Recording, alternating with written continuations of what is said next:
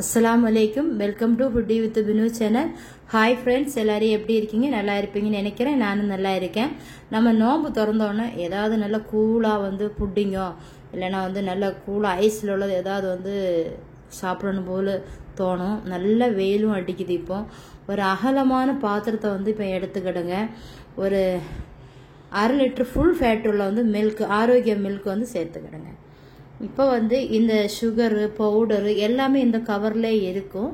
Chocolate paste எல்லாமே இதிலே இருக்கும்.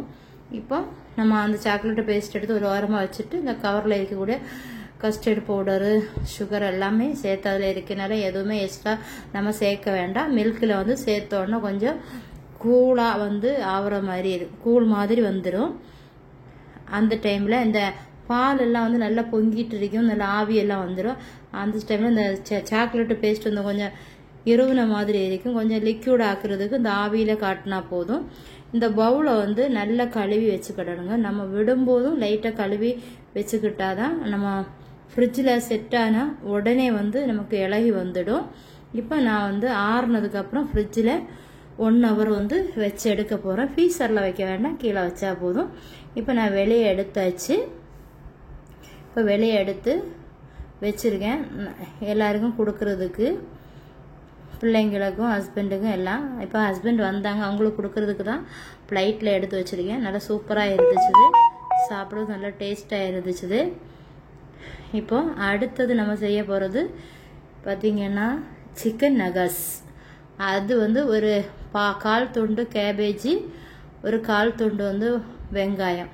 சிக்கன் கிரேவியில் உள்ள சிக்கனை 2 பீஸோ 3 பீஸோ எடுத்தால் போதும். இல்லைன்னா பச்சையாகவே சிக்கனை சேர்த்துக்கிடுங்க. நான் ஒரு 1/4 பாகம் வெந்தோடனே எடுத்து நல்லா உடச்சிட்டுட்டு அதில் 1/4 டீஸ்பூன் இஞ்சி பூண்டு paste, 1/4 teaspoon garam masala, 1/4 teaspoon நம்ம chilli flux, 1/4 teaspoon chicken masala, மல்லி இலை, 1/4 டீஸ்பூன் சால்ட்டு.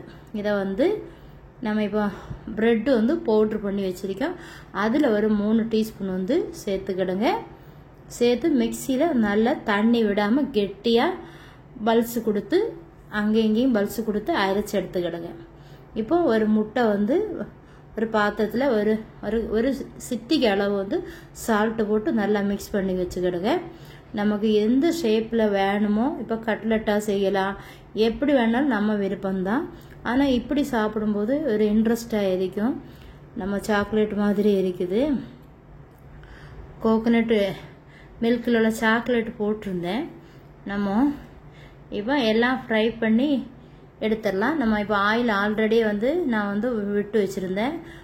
டைம் ஆயிடுச்சுது. இப்போ மயோனஸ் நம்ம ஒரு நாளத்துக்கு முன்னாடி நான் செய்தது வீடியோ போட்டிருக்கேன்.